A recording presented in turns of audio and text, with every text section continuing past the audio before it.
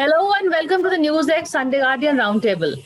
Well, today we're going to be taking a look at the election, especially in Tamil Nadu, because as you know, that this is I think the first election that we are seeing in the state after a very long time. It doesn't have the presence of a tall leader. We've seen the first election after the demise of both Jayalalitha and Karunanidhi. So, will the heir apparents be able to deliver an election full of sound and fury, or is it going to be just a walkover? And who is it going to be in favor of? Political pundits in Delhi say that the DMK Congress alliance is better placed. Is that really what is happening on the ground? And of course, now add to all this is Shashi Kala's return. Can she make a difference in the IDMK? Can she bring back some of the personality cult that is there in Tamil Nadu in this election? Can the Chinnamma do an Amma? Well, these are some of the questions we're going to be tackling today. Joining me is Aditi Phadnis, political editor at the Business Standard. We have Mr. K.N. Arun. He is a professor at the Asian College of Journalism and also a veteran journalist and political analyst. Suman C. Raman, a political analyst, and Mr. S. Murari, also political analyst. Aditi, how is it looking like, the view from New Delhi before we go to on ground in Chennai? New Delhi, it is looking as if BJP has invested a great deal, a lot in an ADMK victory. So you are having, a lot of investment, both financial. There was a whole lot of projects which were inaugurated recently by the Prime Minister. I think when the Home Minister can find time away from West Bengal, his target is Tamil Nadu. And of course, we are seeing the latest developments in Puducherry, which is dramatic to say the least. Interesting. Yeah. So, yeah, Delhi has a lot invested in Tamil Nadu and Puducherry, and we have to now see if those investments bear fruit. Let me get Mr. Murari. And Mr. Murari, first of all, can you shed some light as to what's happening in Puducherry? What happened overnight to Kiran Bedi before we go to Tamil Nadu elections? To me, the question is to me. Sir. Yes. Yeah. Puducherry is a big surprise because Kiran Bedi was specifically appointed by the BJP to act as an agent, as any governor in the country now. What has happened is Narayanaswamy has been having a running battle with her for the past 4 years, ever since she was appointed. And about a month or so, few weeks ago, he wrote to the president demanding his recall. Earlier, he even went on a fast before the Raj Niwas, demanding a recall. She was sitting on the file, not clearing any of the projects, functioning as a parallel authority, a parallel chief minister, super chief minister, as it used to say. But then he set a deadline of February end. If he was not recalled, he would go on an indefinite protest. Even before that, some of the MLAs in the Congress started leaving. In any case, it makes no difference because going to have elections by May or April. The term is going to come an end. What role the governor could rule or BJP could do that, we don't know. But they all joined the BJP. But the BJP game plan everywhere there is, they destabilize the ruling party, try to come to power. And of course, they have two nominees. It's a very peculiar situation in the Union Territory. Thanks to the governor, she got 3 BJP members appointed as an MLA. But whether they have voting rights, it's a very debatable question there. In any case, DMK and the Congress are in alliance. The DMK is a minor partner there. They are going to have election. On the other side, we have Rangasamy Congress is a big factor there. It's about 7 MPs in the present assembly. And we have the BJP and a few other parties. The left parties are also with Congress. I don't know what to do that. Anyway, if the center wanted to recall her, they could have politely asked her to resign. They virtually sacked her. That I don't know why. In what way she had fell foul of Modi. That's a mystery. That it remains to be seen. And they have brought in Tamilisi Sundararajan. That they have effected through transfer because she could have been posted to Telangana and Sundararajan could have been brought here because she's a former BJP state president in Tamil Nadu. She knows the better situation in Pondicherry better. That could be the only reason. But what role the governor could do, we don't know. We have seen in post-election scenario, the governor could play a role. Before election, what role they can do at the end of the term is a very peculiar situation there. What role she can do, we don't know. But we can't put anything past the BJP. She'll do any trick to come to power. We have seen that elsewhere. Let me bring in Suman also on the issue of first. Let's discuss Pondicherry and then next round we'll do. I thought Kiran Bedi would be playing according to the script. She's being a nuisance to the Congress chief minister. She's this. Why would they sack her for something like that? Yeah, this is actually the timing is very, very puzzling. If, as one group of people have started to say, that the BJP wanted to sort of take away a powerful pole plank from the Congress and Mr. Narayanasamy by removing her, they could have done it 3-4 months ago quietly. And in any case, they could have asked her to resign or posted her to some northeastern state or whatever. But this is very, very, very unusual. See, the other intriguing point is it is now 14-14 in the assembly, right? There are 3 nominated members, but the strength of the Congress DMK combined and supported by 1 independent, and on the other side, the NR Congress AIA DMK combined, which has the support of the 3 BJP MLAs, but they're not in a voting position, but still it is 14-14. So now the stability of the government, in fact, the AIADMK yesterday itself asked the chief minister to prove his majority on the assembly, on the floor of the house. But the point is, there could be another angle that is there now that the Congress MLAs seem to be, deserting the ship in droves. Yesterday, we had the 3rd Congress MLA in the last 1 week who jumped ship. And mind you, 3 is a big number for a state like Puducherry.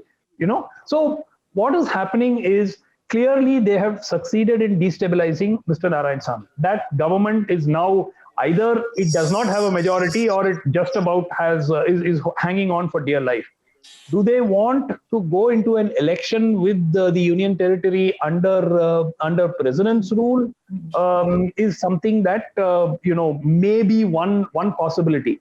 But even in that case, it doesn't explain Kiran Bedi's sacking, because she would have happily imposed president's rule if asked to and gone along with whatever the center wanted. So clearly there is something which, some plan which she did not perhaps agree to, or which she has, where she has fallen foul of the powers that be. Maybe Dr. Tamilisai, Dr. Tamilisai in Telangana has proved to be, everybody said she had never held any post before in her life politically. I mean, in government.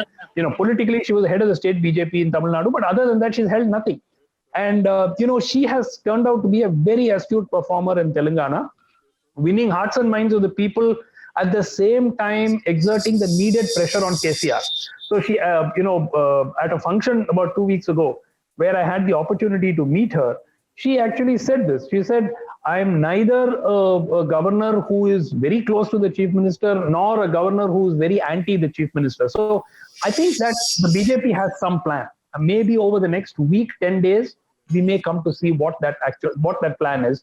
But nothing happens by accident, certainly not in Puducherry. Certainly not in the BJP. Let's add that also. Not in the BJP, certainly not. Mr. Arun, your take on Puducherry, and if you want to add something to the discussion, otherwise, we can. I agree with what Sumant is saying, that it looks like there is a larger game plan here. What have you heard? Why has she been removed? One thing is that from what I have heard, that she was getting too abrasive, number one, and there was a lot of the friction itself was casting an even though there have been desertions from the Congress at the ground level among the public. The public is they are quite divided on it, whether they need such a proactive lieutenant governor, or is the governor being too interfering. This is exactly the point. They didn't want that kind of thing coming, and probably like someone said, if it's going to be a lame duck government, or a government that's going to fall and they're going to have it in under president's rule, election under president's rule, then Tamilisai may be a better bet in doing it, because she understands Pondicherry much better than Kiran does. But the timing and the way in which it was done, that's really intriguing. Like someone said, yeah, she could have been transferred. She could have been transferred out. Why virtually sack her? I don't know. So there is something else going on. We have that I think is between Modi and Amit Shah. Priya, can I add one point? One of the rumors that's been floating around is some of these Congress MLAs who have jumped ship or in the process of jumping ship had made it a precondition that she should be removed. As one of the preconditions for their desertion from the Congress party. That has been floating around for last week or so. So that could also have something to do with it. But why sack her? She could have been asked to resign. Exactly. That's Aditi still remains a mystery, doesn't it? The Kiran Bedi ouster. Well, I don't think that could have been the reason, because these MLAs, they are the reason defectors. So if defection is not anything new in Pondicherry, it's been happening for a long time. And they have joined on the eve of the elections. The term is going to end. I don't think BJP is the kind of party to listen to recent entrants. But even then, as I said, the way in which this report, virtually sacked, shows that somebody in Delhi should have been really angry with her. I don't know what she did. She should break the silence if she has the guts. I don't think she's the type who remains silent for long. So I think we may have a press conference soon. She's joined from Aam Aadmi to the BJP. She's also a representative. They've been more loyal than the king to the BJP. And that has proved to be counterproductive. So at least unless people like her speak out, what has happened, because she has also been a dissenter in the BJP's lexicon now. In some way, she has disagreed with whatever the strategies. Okay. She has been summarily removed. But she has some dignity, she should speak out. Let's wait for her to speak out. I think she probably will. Aditi? We will. Thank you. I think there are 2 or 3 things here. One is that they could have removed her, but they didn't earlier, which is because I think she had a utility in that state. She was speaking up, she was creating problems for Narayana, etc. But after a point, BJP was quite sensitive to the ground, and the groundswell feeling was that this woman or this LG is just making a nuisance of herself, and she's not letting the state function. I think that we've heard from everybody. So they used her, the center used Kiran Bedi as much as they could. But when they found that there was a groundswell which was turning into a groundswell against the central government stroke BJP, they decided, I think, to just dump her. And frankly, I mean, BJP has so many people who want to be governors, who are ready to be governors, who are ready to lend themselves to into BJP service, that Kiran Bedi is just she's just collateral damage. It really doesn't matter. She's not going to change anything or upset any apple carts or change any political equations dramatically. So they made use of her, and then they basically got rid of her because she was turning into a political liability. I think she's not going to keep quiet. That's the thing. She's not an obedient BJP soldier. She is going to definitely talk sooner or later. She will stop, but she talks against the BJP. That's the question. She talks a lot. She has been talking a lot. Will she speak against the BJP? But Priya, you remember when she was sacked from Delhi, after the BJP lost it, then also she didn't really criticize the BJP in any that's true. You're right. Manner. So I think they got rid of her before she turned into a political liability. Having used her for 4.5, almost 5 years, to become exactly that political liability. Well said. Suman, now about let's focus on Tamil Nadu and another lady who's who's now becoming an asset, not a liability, I would say. Shashikala's role. How do you see her? See, Shashikala, as I see it for this particular election, I would divide this question into 2 parts: before the election and after the election. Now, after the election, all bets are off. I mean, what would happen within the AIADMK would depend entirely on the result of the election. But before the election, clearly there is a very concerted effort being made, not just by sources in the AIADMK, but also by BJP in particular, to ensure that Shashikala's 5, 6, 7%, whatever that vote is going to be, particularly in the southern districts, stays with the AIADMK BJP alliance. Now, that is the objective. Now, clearly, the Chief Minister has said no to Shashikala joining or AMMK and ADMK merging. So that's not going to happen, certainly not before the election. Now, what is the second best option? The second best option, and again, there are two possibilities here.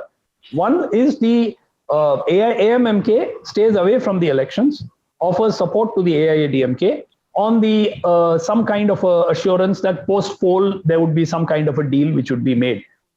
The second option is what we've seen happen in some other states, where the AMMK contests as part of the alliance, but not with the AIADMK. So the AIADMK allots seats to the BJP. BJP then distributes them. So the AIADMK is not in alliance with the AMMK. The BJP is in alliance with AMMK, but the AIADMK is in alliance with BJP. Okay. Sounds like what happened in Bihar. Yeah, exactly. I mean, you can do or anything goes. I mean, this is Nitish Kumar. yeah, exactly. So that is something which is also being spoken about. But clearly, the addition of the AMMK vote bank will be a big shot in the arm for the AIADMK, particularly in southern Tamil Nadu, where the margins, even in the Lok Sabha election, in some of those constituencies, some of them they were huge, but in some of those constituencies were narrow enough to make a difference when you added the AMMK vote. If you look at it assembly segment wise, there will be at least 20 assembly segments, maybe 30, where the AMMK can significantly add value to the AIADMK, all of them in southern Tamil Nadu. So the effort right now is to make sure, and she has not opened her mouth after she's come out. Mind you, it's already a week, and this whole home quarantine was basically not a medical thing because she had already tested negative before she left the hospital. So there is no need for her to have quarantined at home for 1 week. It was purely a voluntary decision. And now it's more than a week. It's 10 days. And she hasn't spoken. So something is going on. Mr. Dinakaran says our enemy is the DMK. We should all be united. Not soft pedaling the line of, the traitors will be punished and so on, which was the line till a few months ago. So clearly something is going on. Maybe we will know a little more in the next couple of weeks. Mr. Murari, what is Shashikala up to? What do you see? What is she planning and plotting in silence? Oh, one factor we all forget is she is coming from jail after serving a 4-year term in a corruption case. Of course, A1 was Jayalalitha. She's dead and gone, and nobody is going to talk about it. But if it comes to moral question, both are found to be equally guilty. But Jayalalitha more, in fact. She was fined 100 crores and she has been fined 10 crores. The point is, if she's going to enter the election, physically, legally, it's not possible. She's disqualified for 6 years. And in the meantime, at one time before she went to jail, she was elected as General Secretary. Since then, the two factions are merged and they have annulled that decision and abolished the post of General Secretary itself. So, legal question apart, that is the challenge. In what basis she is going to campaign? She can always campaign. Jayalalitha did it in 2001 when she was disqualified from contest. Still campaigned for the ADMK and even led it to victory. Eventually, she was forced to resign by the Supreme Court. And she came back after an acquittal. But in her case, she has never been an elected leader. She has always been a shadow figure, as a confidant or a servant or whatever you call that. She was calling the shots from behind within the party and within the government also in official matters. And she made a lot of money using her proximity to Jayalalitha. Even now, the process of attachment has been going on.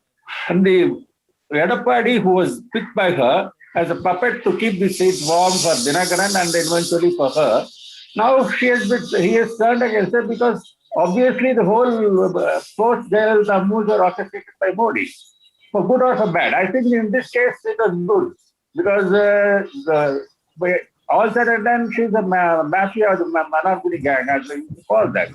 It would not have been good for them to say that she's backing up the Devar community and all that.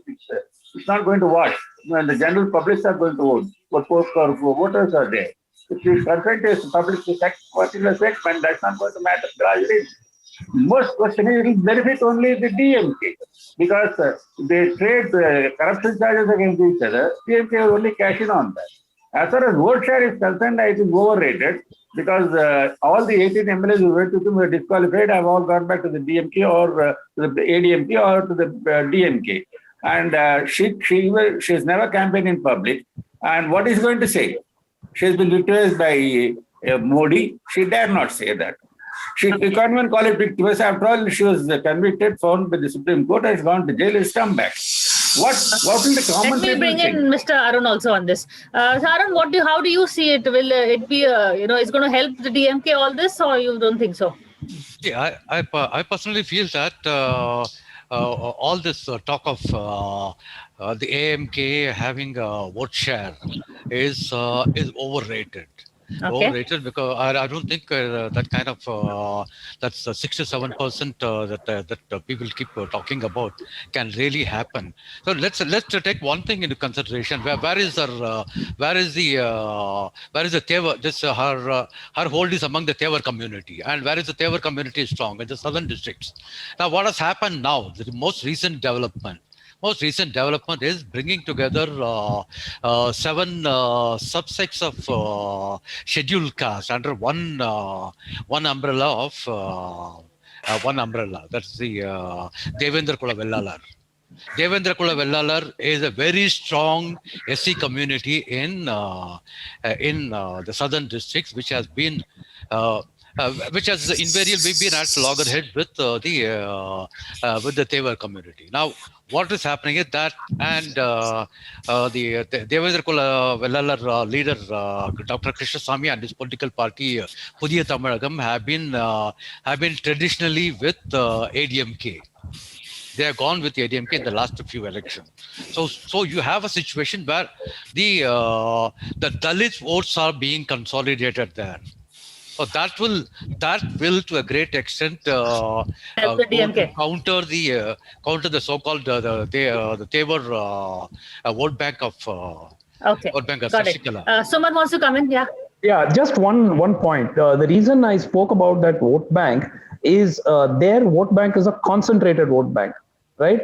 So even if it is say 4%, across the state, in about 15-20 constituencies, they are about 8 to 10% of the vote. So this is exactly like somebody like the PMK, which is another sort of regional party within Tamil Nadu. Their vote bank is concentrated, and their importance, they've never gone beyond 6% vote in Tamil Nadu ever.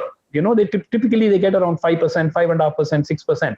But they are wooed at the time of every election simply because this 5 or 6% exists only in about 20-30 constituencies where they can decide who the winner will be. So Shashikala's Tewar vote bank, if this 4% or 5%, we can argue about that, was distributed across the state, it makes no impact at all. You see the problem that another person who's contesting now for the first time in the assembly elections, Kamal Hassan's party, probably 3 to 4%, but it's distributed predominantly in urban areas, but it's not concentrated anywhere to win him anything. So Shashikala's big advantage is not that her party can win a single seat. No, that's not her strength at all. The fact that she can cause damage to the AIADMK and help the DMK in at least 20 seats. I mean, I've done the numbers, the math, taking the 2019 Lok Sabha elections. So in 20 seats, she can definitely damage the AIADMK and hand those seats over on a platter to the DMK. Oh, can I come in? Yeah, Mr. Murari. No. If you go into caste equations, if you please the Vellalar, Devendra Kula Vellalar, they are known as Pallars. That's how I have known them. They are represented as Devendra Kula Vellalar. They have been at loggerheads with the Tewars in the southern Tamil Nadu, in Tirunelveli, Madurai, and Theni, and they were simply pleased, mighty pleased, of course. But the point is, about the Hindus, if you please the Pallars, there are other Hindus like Chettiyars, Pillayars, and all that. They don't like that. They don't like their Pallars being given prominence in southern Tamil Nadu. Same in northern Tamil Nadu. VCK represent the pariahs. I'm no caste, just naming them, who are a constant battle with veneers who are backward. The basic question is the SC and ST, they have statutory reservation, whereas these OBCs, they don't have that. So they are calling for inner reservation that at ground level, they can never go together. In northern Tamil Nadu, VCK and PMK have never been the same side. Same way in northern Tamil Nadu, the only party that represents Krishnaswamy's Pudhiya Tamazhagam is defunct, virtually defunct. But in any case, ADMK has been voting, getting these Dalit votes mainly more in the western belt, the Kongu belt, where from where Edapadi fails. And Arandhidiyas are the lowest of the low. In fact, they even marry among each other. Pallas and Parayas, they don't marry Arandhidiyas. Pallas benefited from... Out of time, I just want to interrupt you and just get Aditi to have all that nitty-gritty. Overall, I don't think if you benefit one community, it will antagonize the other in the Hindu community. But BJP is famous for that. So I won't put anything past that. One will neutralize the other. Okay. Aditi, the cult of personality, will Sashikala fill in that gap? We've been talking that this is an election without personalities in Tamil Nadu. To be honest, I haven't seen any great influence of Shashikala's personality in the political space till now. She's very good at managing. She's good at behind the scenes organization and all that. But her coming there and making a speech that will sway people into voting for X or Y, I haven't seen any of that, and I haven't seen that. Suman, do you agree? No. Yeah, no, I agree. Look, she is not a mass leader. There is still a very large segment of the population in Tamil Nadu who is extremely opposed to her because there is a kind of animosity about what happened in the last days of Jayalalitha, for which they hold her rightly or wrongly to be responsible. So there is no way. In fact, there is so much anger that immediately after the demise of Jayalalitha, when she was making her bid to become the chief minister, when Shashikala was making her bid, she actually started to dress like Jayalalitha. She started to, adopt the hairstyle of Jayalalitha. She started to adopt the little tika on the forehead that Jayalalitha used to keep. And that made people furious. I mean, especially AIADMK, large segment of the AIADMK cadre and women were very angry. She is not a mass leader. That is why her options are limited. And beyond the Thevar community, she hardly commands any significant support across the state. So she is not going to be, she may have big support among the leaders of the AIADMK because of old loyalties, because they owe their post to her, blah, blah, blah. But she is not someone who can go out there, campaign. Dinakaran, when he campaigned as an independent trying to win RK Nagar assembly seat, never used Shashikala on his posters. So that tells you something which is, she does not have a mass base. She does not have public support. And that is why her options, contrary to what the media builds up, particularly media in Delhi, that, the way she's been built up, I honestly can't see her having a lasting impact on politics. She could become a backroom player as she has always been, but somebody else has to be in front. Okay. On that note, thank you so much, all of you, for joining in this conversation. And we hope you enjoyed this curtain raiser. We're going to be doing a whole lot more of such conversations on the Tamil Nadu polls. For more such videos, subscribe to the NewsX YouTube channel, hit the bell icon.